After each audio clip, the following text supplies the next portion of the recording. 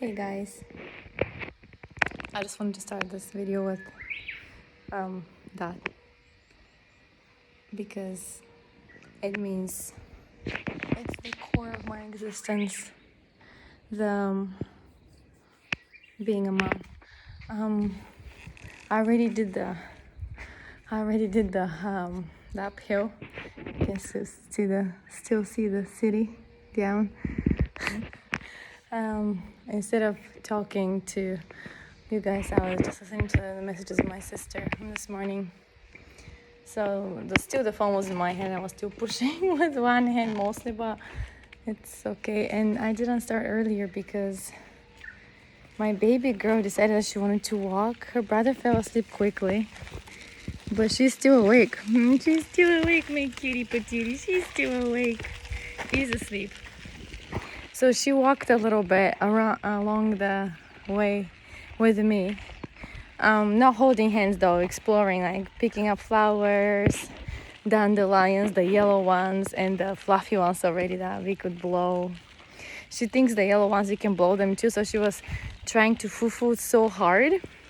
But I tried to explain to her that the yellow dandelions are they're not ready yet to be blown. So we found the ready one, the fluffy one, so we did it. So she got it. I think she got it. She's that smart. So today is gonna be up to 21 degrees Celsius, which is getting there. It's getting warm, definitely. But yesterday I was in the kitchen with the babies and we turned on the AC because we were not moving, and the kitchen was like below 15 for whatever reason. So when we turned on the AC, they just cuddled next to me on both of my sides and they fell asleep, and it was so cute. It was like my little kittens falling asleep next to Mama. So cute. So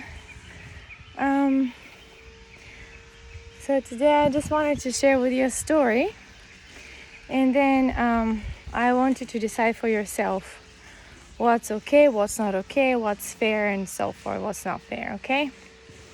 Just share with you a story. Unfortunately, it's not a made-up story, and so it's very real, and I'll just start.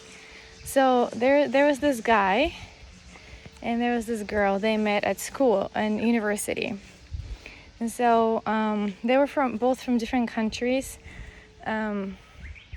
studying in a third country, and let's say it was the States because they speak English there. So English became the language of their communication, right?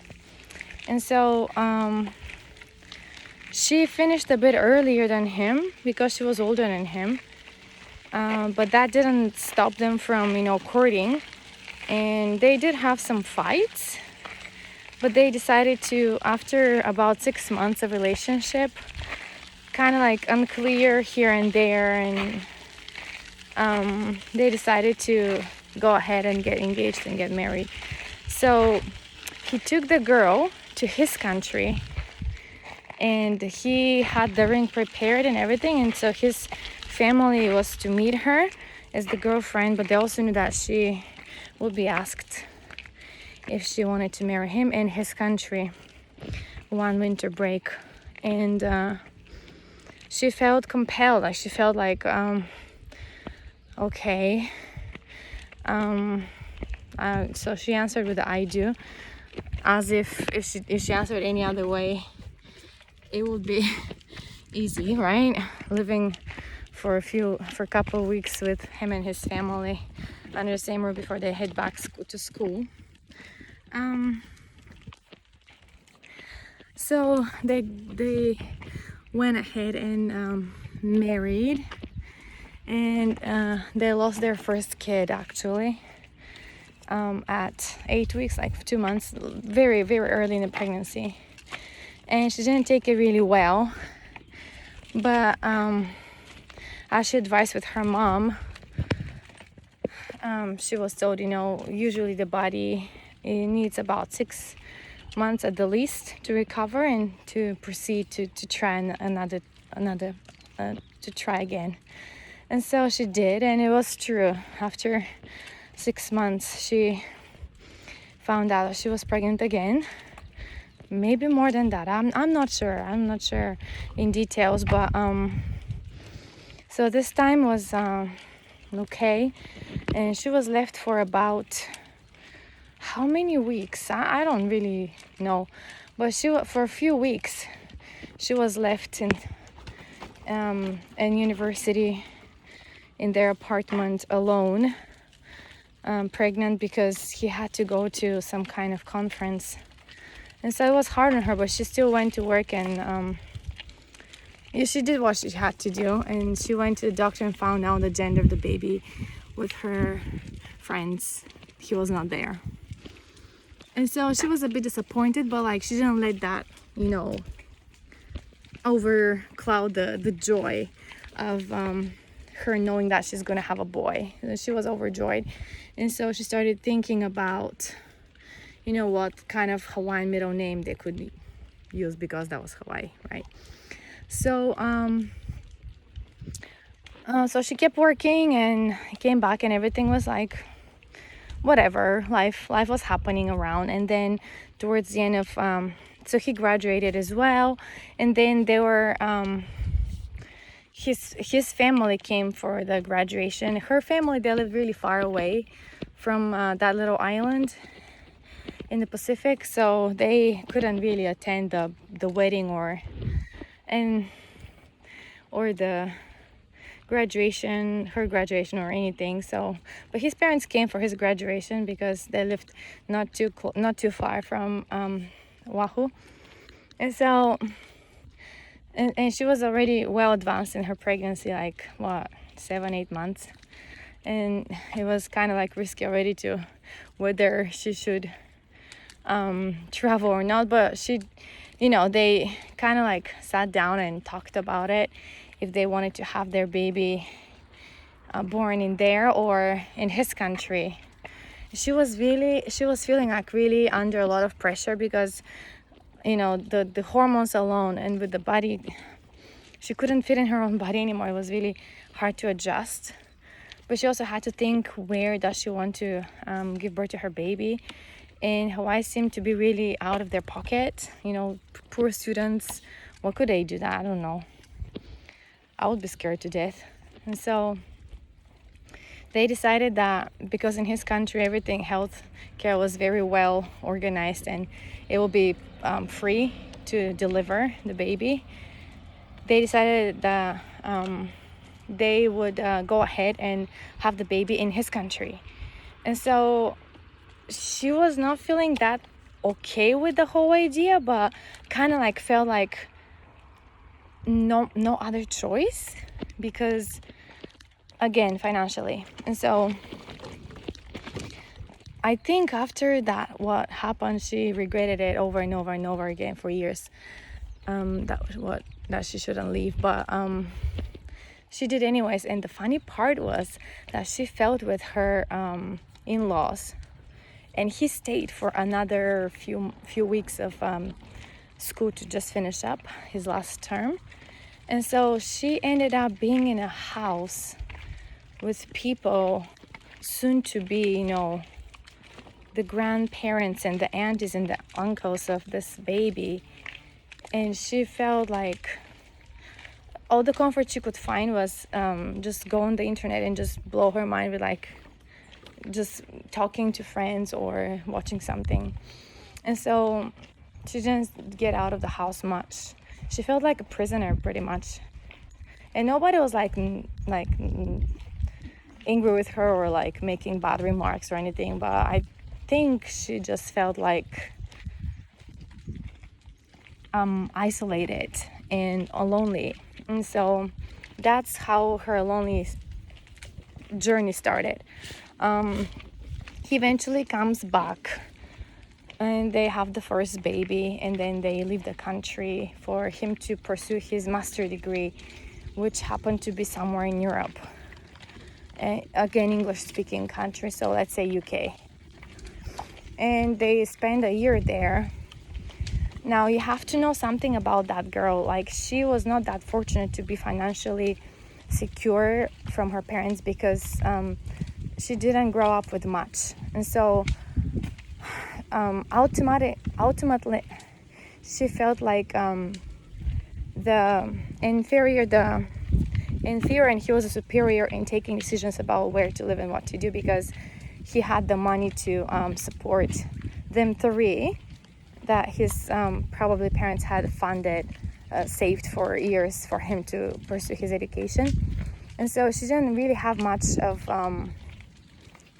an opinion, to express an opinion about that. So she followed, and they raised their first baby there until he finished his, and the baby was about 1 in a few months, and then she was pregnant with her second. They found out the gender was a boy again, and the mom was a bit like, oh, but I just wanted the girl too, but a boy is okay too. So they went back to his country, and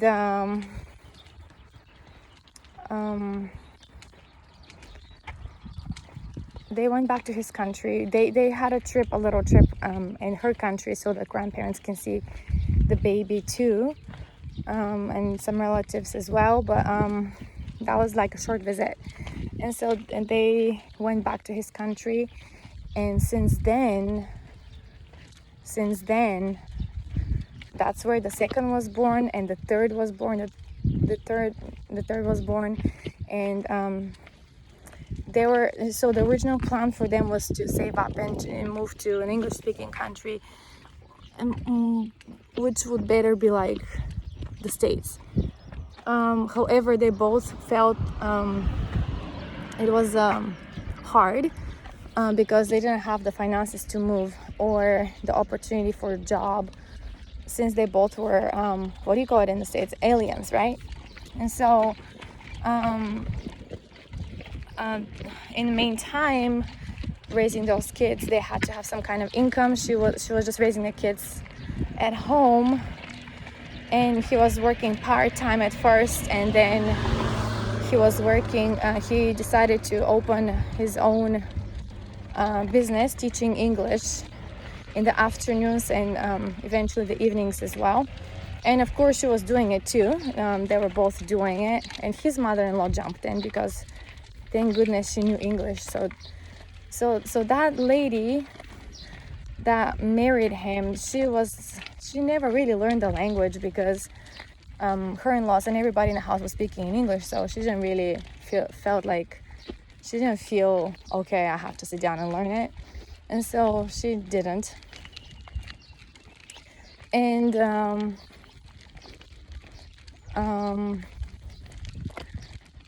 so the school they opened was on the second floor of the house they lived in. Now that house was not really theirs there. I mean, it belonged to the father's mother, so the grandma, who lived elsewhere. And so they moved into a house that was furnished, and it was lived in. It had everything. Some things are abandoned and old, so they kind of gradually throughout the years got rid of some stuff. But in general, it was a place which was I would say old. Not lived there for a while, and there were not small children living in it, so it looked in good condition. But like secretly in her heart, she was hoping that she would start her family and raise her kids in a place where she could feel at home. She could feel the kitchen would be look like the colors she would like and the things that she would like. She had to learn how to which buttons to touch on the utilities, like whatever utility she was using. She had to learn everything, and it was a bit stressful.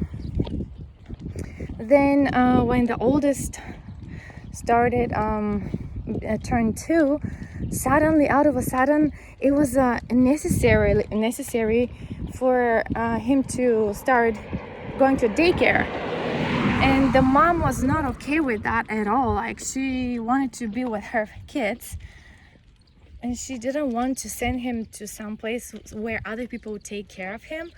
But they did anyways. They sent him anyways. And so when the second one caught up with him, he also joined. Now when the third one turned 2, the husband could actually even find an opportunity for her to work in his country and teach English, so that, you know, she doesn't stay home doing nothing while the kids are in the daycare from the morning till the like afternoon, like 4:30, 5 p.m, whatever. And so they had friends that were leaving his country, and she kind of like replaced the guy, the husband of that family. And they and so she went ahead and she started working full time. And after work, she would come home and she would actually pick up the kids from school, from the daycare, and she would start, you know, doing the laundry, doing the meals and the bath, and make sure everybody's bathed. And in her heart, she was racing with time, all that, and she was just so stressed because work was a place to adjust. The culture that she knew and that she thought she knew was not as pleasant as it looked like at first. The workplace was a very stressful place. She wondered why people do certain things and why they are so secretively and so private about their own stuff, but wanted to know everything about her. So she felt like overwhelmed with that alone. Not to mention, you know, the kids and to take care of them and all that. And so but she again didn't feel like she had any opinion about it, because she didn't have any financial support behind her back to say, okay, let's pack up and go. Let's go to my country and start over something, you know. She didn't feel like confident to do that, or to say that, or to express any kind of opinion until actually one day she was told.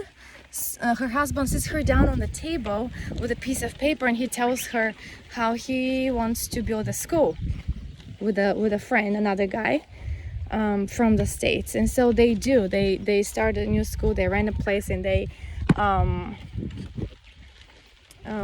and that happens right after they went to visit her country. And the reason they could go and visit her country was because she paid for, with her salary, everything, the airfare, and so that was 5 people traveling. And on the top of everything, to make it even more fun and spice it up, she had to go ahead and travel to her country, which was in a different continent, far, far away, with her 3 small kids alone. So you can imagine. So she's been already like living and adjusting and working full time in his country, not willingly. That was not the plan to start with. And so she felt like, okay, that's something that I've never done, but I have to probably go ahead and do. And so she managed, and there were people to help her, I suppose, you know. They were like really so she managed. Her parents helped her out as much as they could with transportation and stuff. So they made it there, and they stayed for a month. And I mean, the oldest was a first grader in elementary school, so they were really small kids. So, but they made it. They made the grandma and the grandpa, I'm pretty sure they were super happy about it, and to see them. And then they come back, and he opens his business with this guy, and he's asking her to help him with the moving of the furniture on the second floor, and very steep kind of like stairs, those couches and desks and chairs and stuff. And so she does that, but she doesn't realize that she was pregnant, and she didn't know she was pregnant. And so she was doing everything like normal. She was running out at work with the children. She would be like eating, she wouldn't be careful what she's eating, like she would eat spicy and stuff like that. And so she lost the baby. And by the way, they had this really nasty fight where he actually told her, that's before she knew she was pregnant, actually, like all this time she was pregnant but she didn't know. And so she would lift those heavy things for his school, but they would have this nasty fight. And she didn't know why she was like, her moods were swinging, because she was preparing to have a child and she didn't know.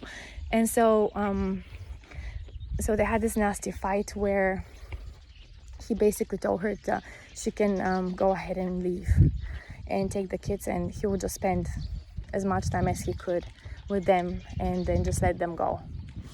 And so she was like, in her mind, she was like, okay, I have to go. And that was like right before Christmas, like November kind of time. And she just basically started fading away. She just started feeling like, okay, what the heck is this life all about? How can a spouse be so blinded and so stupid and so plain egocentric person on the top of everything that she's been going through in order to follow him and just try to be truthful and faithful and like a partner. She was taken away all her agency of expressing an opinion, because to start with she didn't feel like she would, because he was like the financial support always. And so therefore she started hating money altogether. She was like, that's it, I'm just gonna live for my kids, because people do and say whatever they want, and they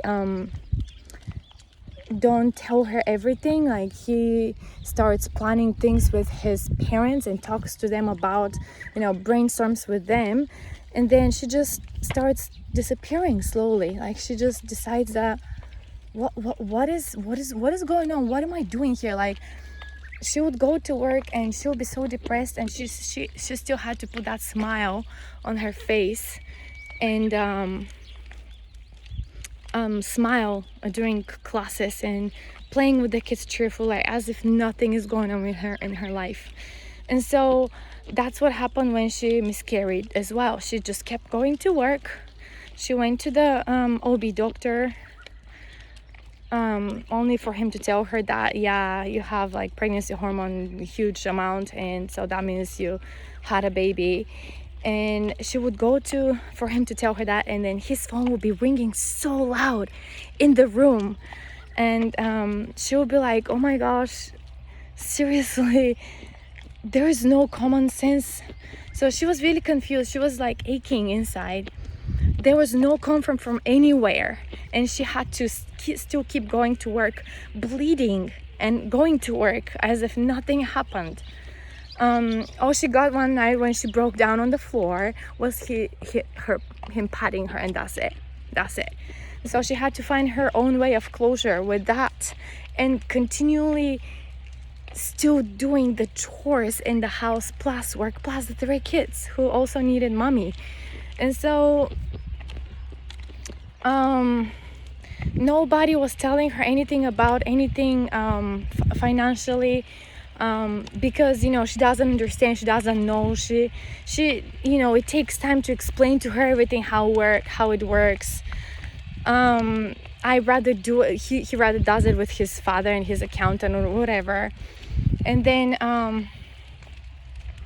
thank goodness, I think she was grateful that she also had a paycheck coming in to help out, because it was just ridiculous what she got for groceries in the house. And those boys had diapers for a long time, 3 different sizes, because they just were growing, but they were potty training, and they potty trained them pretty much in the nursery school.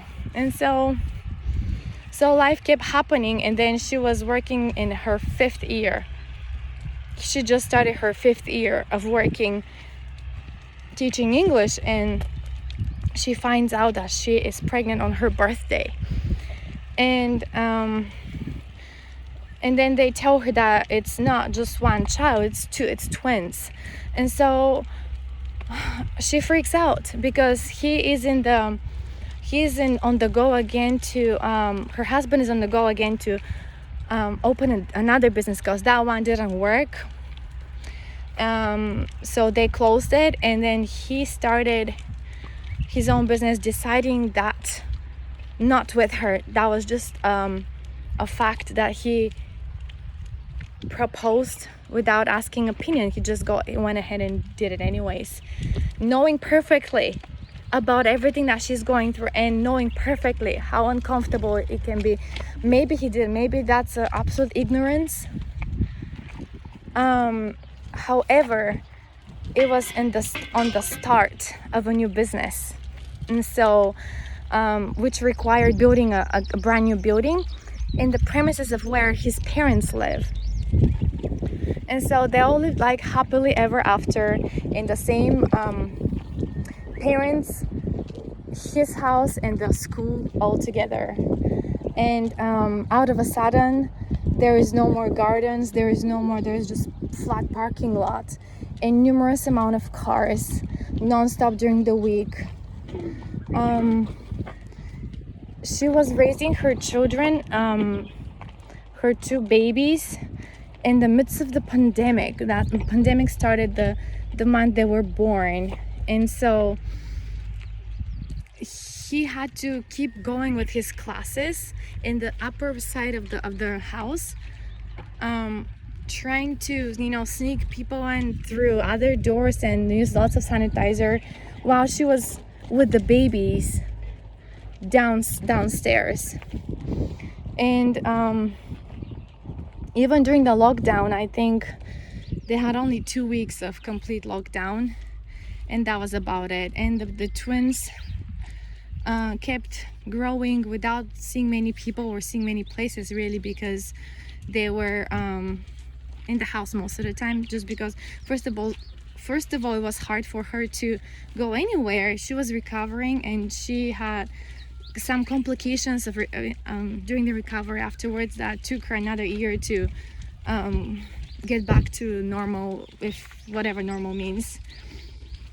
But so again, with the new business, there was no information to her as to financial, all the finances of the family was taken care of the husband. So therefore, she never knew anything about anything.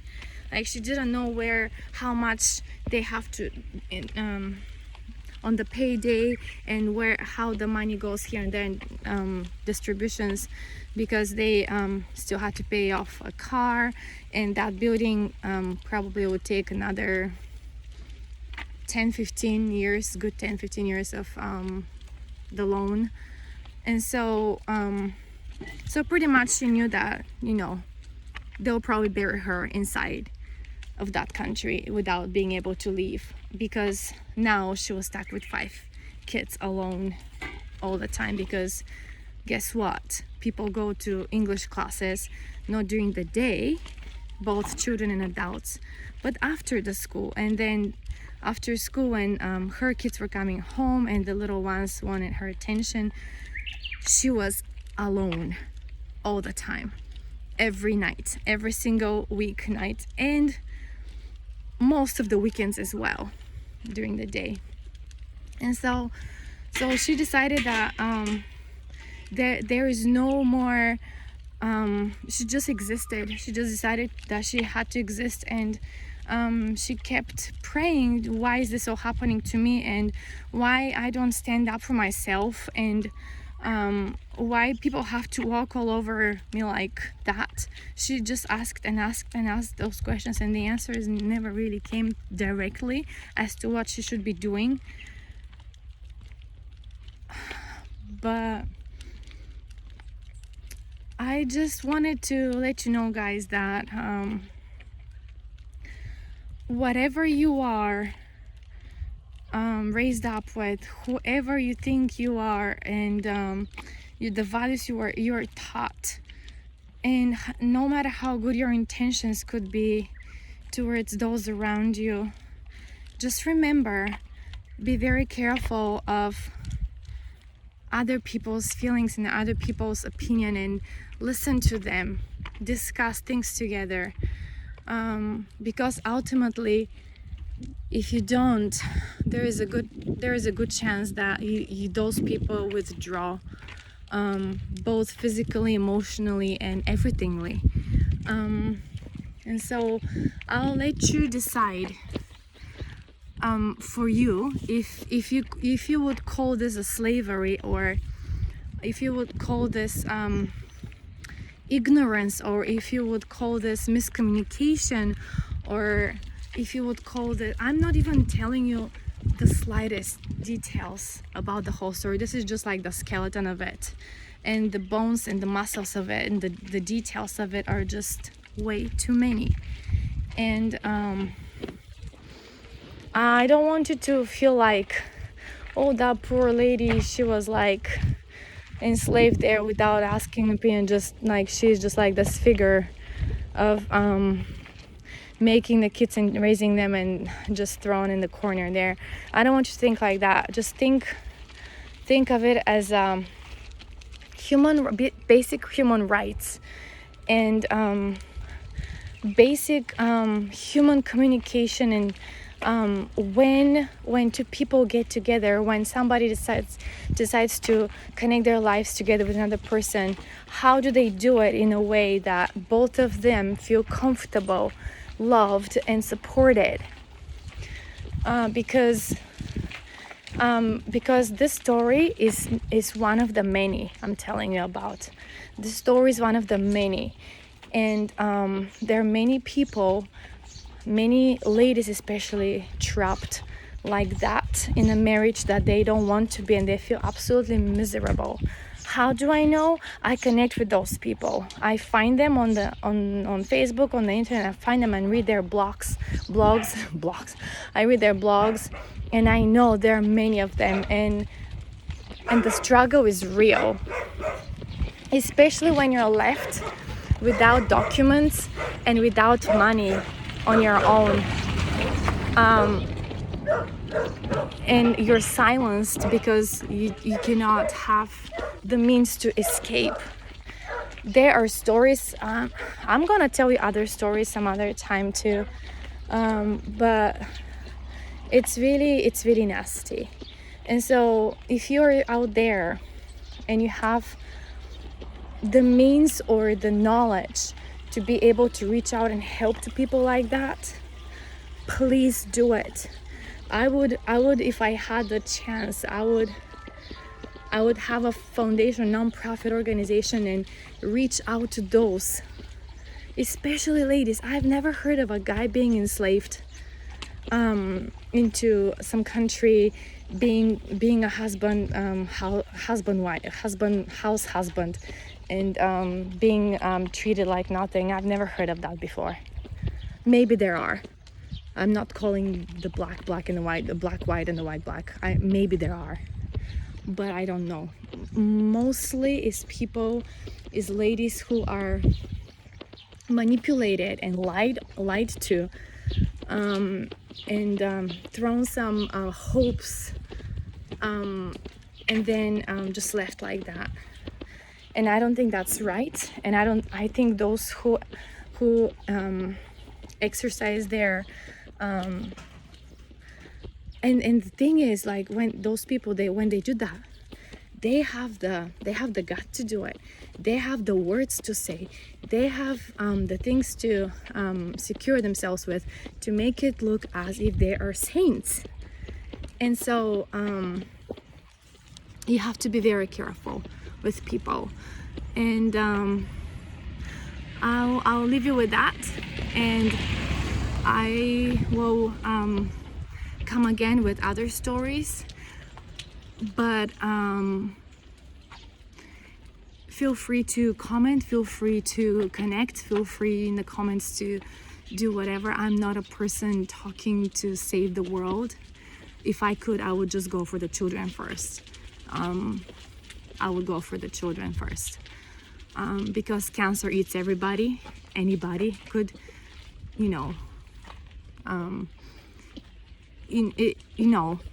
Cancer is cancer.